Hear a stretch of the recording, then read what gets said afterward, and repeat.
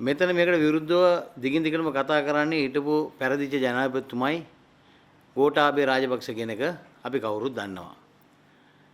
කිසිම සදාචාරයක් නැහැ මේ දෙන්නට මේ ගැන කතා කරන්න. මේ දෙන්නගේ අතේ ලේ තියෙන්නේ.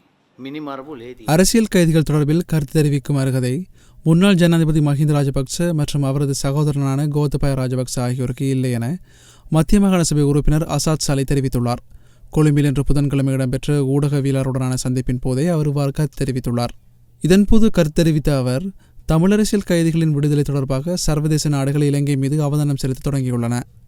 இந்த நிலையில் கைதிகளின் விடுதலைக்கு எதிரான கருத்துக்களை மஹிந்த ராஜபக்சவும் கோத்தபாய ராஜபக்சவும் வெளியிட்டு வருகின்றனர். அவர்களது கரங்களில் கொலை செய்யப்பட்ட இரத்தக்கரைகள் காணப்படுகின்றன. எனவே இது குறித்து எதிரான கருத்துக்களை தெரிவிப்பதற்கு அவர்கள் இருவரும் அருகதையற்றவர்கள். මේ රට තුල සාමගාමී වාතාවරණයක් ඇති වෙලා තියෙනවා. මේ කන්නේ නැතුව බොන්නේ නැතුව වර්ජනය කරගෙන ඉන්නවා නම් ඒකෙන් කවුරු හරි කෙනෙක් නැති වුණා නම් ඒකෙන් ආයිත් ලෝකෙ දිහා අපිට බලන්න බැරි තත්ත්වයක් ඇති වෙන්න පුළුවන්.